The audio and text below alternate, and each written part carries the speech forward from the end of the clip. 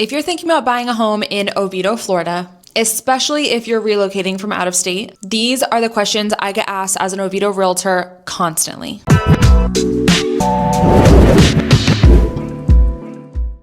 And these aren't the Google type questions. These are questions that need like a real human to answer them. And you're gonna wanna know the answers before you make this move. My name is Christine McKinley. I'm with the Orlando Real Estate Chicks, and I grew up in Oviedo. And I help buyers and sellers move in and out of Oviedo every single week. So I get to see what's actually happening in Oviedo, not just what the headlines are saying. So let's get into it. The first question I get asked all the time is Oviedo expensive or is it affordable? This is usually the first question from my out-of-state clients because they're kind of like looking around the area and they might notice that Oviedo's pricing is a little bit more elevated than the surrounding areas. But compared to areas like Winter Park, Lake Nona, Maitland, Oviedo is still a really good deal. The median prices in Oviedo compared to the rest of Orlando are higher, but that is a good thing, and I will tell you why. Oviedo has the best public school system in all of Central Florida, and if you have looked up or if you have found Oviedo whenever you're searching best places for a family to move or best places for,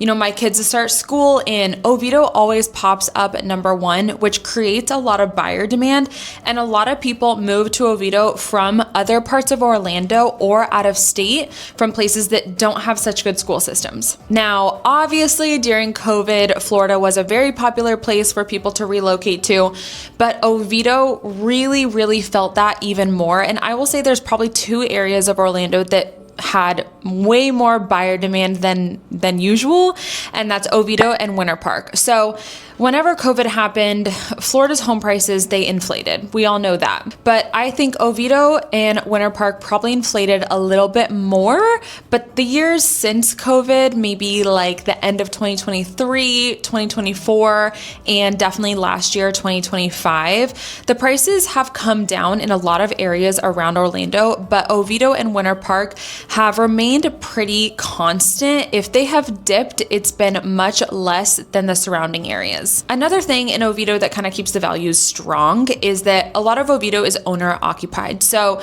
people aren't necessarily buying Oviedo for a rental property. Maybe if you're closer to UCF, yes. But as far as our like Lake Charm, Kingsbridge, Oviedo on the Park neighborhoods, a lot of these people are people that bought and they own it themselves. And there's a correlation between the niceness of the neighborhood and the amount of owners that live in it. Oviedo as a whole has stayed really nice. Our parks are really nice. The medians are really nice. The neighborhoods are really nice because people have pride in ownership because this is their personal residence. Not to say there isn't renters in Oviedo because there's definitely people who are renting their homes in Oviedo, but it's just a lot less than the surrounding areas. Another thing about Oviedo that has allowed our home values to stay high is whenever COVID hit, obviously prices inflated a lot, inflated all around Florida, definitely Central Florida. And whenever COVID, I say kind of started to go away, but you guys know what I'm talking about, like 2024 and 2025 when people weren't as worried about it here in Florida anyways. In those years, the Oviedo market did not dip back down like a lot of other areas in Central Florida. The Oviedo market stayed pretty strong, and if anything, the housing prices just plateaued. I wouldn't say the Oviedo market has dipped since then. So all of these reasons make the prices in Oviedo a little bit higher, but those things are worth paying for. But again, compared to Winter Park, Maitland, Lake Nona, you are going to get bigger houses and bigger lots. So Oviedo is, no, not the cheapest, but it's definitely not the most expensive. If you're coming from places like New Jersey, Chicago, New York, you are going to feel like you won the lottery in Central Florida. Let me tell you what, these prices are going to be drastically less than what you're used to. And I also have other videos where I'm breaking down what $1 million gets you in Oviedo, what $500,000 gets you in Oviedo. So I will link those below. That way you can get a taste of what each price point looks like in Oviedo, Florida. Question number 2. Is Oviedo actually good for families? Some people contact me and they wonder if this is just like Oviedo marketing. And I'm here to tell you that it's not. Oviedo is fantastic for families. When people hear about Oviedo, they hear about the great schools, but test scores don't keep families here by themselves. Oviedo consistently attracts young professionals, people who have kids under 10 getting into the great public school systems. Question number 2, is Oviedo really good for families or is that just marketing? I'm not kidding, I have had people ask me that question before. Now, yes, what I went over before is still true. People find Oviedo because it pops up as one of the best places to live for school zones in all of Florida. But families do not move for good test scores alone. Oviedo, and actually all of Seminole County, is known for how many parks per capita it has. And each park has a playground, tennis court, pickleball courts, trails, and just a lot of recreation space. Oviedo on the Park is absolutely a lifestyle anchor. Oviedo on the Park is so much fun. I'm gonna pull up some of the fun things that Oviedo on the Park is offering just in the next few months. So on their website, cityofoviedo.com, you can find all of their events that are at the community center or Oviedo on the Park, which is a fantastic family-friendly venue. Now, so we have food trucks and movie nights. We have comedy night at the Oviedo Cultural Center, which the comedy nights are so fun, and not all of them are family friendly, by the way, so make sure you're going to the right ones, please. There's a daddy-daughter dance at the Cultural Center that is so cute.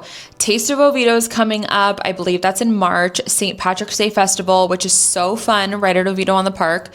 And the Egg-ceptional Family Festival, which is basically a citywide egg hunt, and then they have an Easter bunny that comes, which is adorable. So that just gets us through April. So Oviedo goes all out for their family-friendly events. Aside from that, a lot of the neighborhoods themselves are planned unit development, so there's a lot of gated communities, and most of the neighborhoods in Oviedo have sidewalks. Not to mention the sports league like Babe Ruth and Oviedo Little League. Oviedo is just one of those places where kids are still riding their bikes outside after school. Actually, a lot of my buyers, they move to Oviedo whenever they start having kids, and then they end up staying for a long time. So they're coming to Oviedo for the schools, but they're staying for the lifestyle. But to answer that question, I think I would say it's just good for everyone, but it definitely caters to the families. Question number 3, and I am getting this a lot recently because I think there's just a lot of confusion in the marketplace. A lot of the headlines say that the prices in Florida are coming down. So let me address this right now. The question is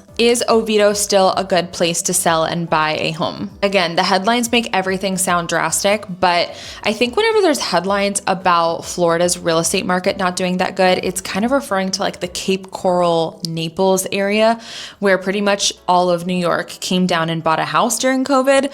Yeah, that area is not doing very well right now, but Oviedo is fantastic, which we already kind of touched on this in point number 1, but I'm going to reiterate a few points here on the real estate market. Oviedo is not immune to the market shifts, but it doesn't have these drastic lows and these drastic highs because the buyer demand stays so strong. There's limited inventory, there's no more land for these builders to build on, and of course, the school zone draw.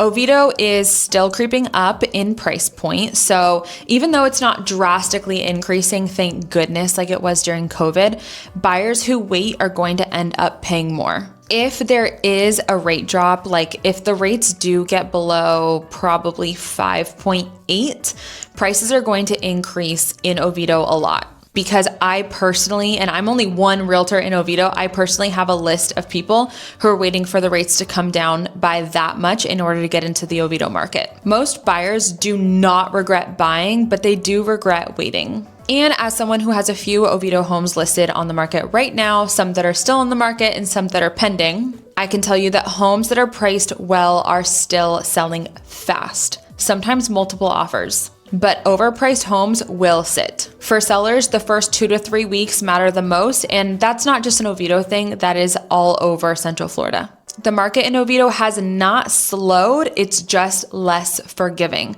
These buyers are doing their research before they come and look at your Oviedo home. In Oviedo, strategy matters much more than timing. Price, condition, and location do the heavy lifting. If you are looking to move to Oviedo, these are the conversations I am having every single day with people just like you. If you want honest advice based on things that are actually happening in Oviedo, reach out to me. I'd be happy to chat with you. Even if you're a year or 2 out, it's never too early to reach out. Thanks for watching. Don't forget to like and subscribe. Bye.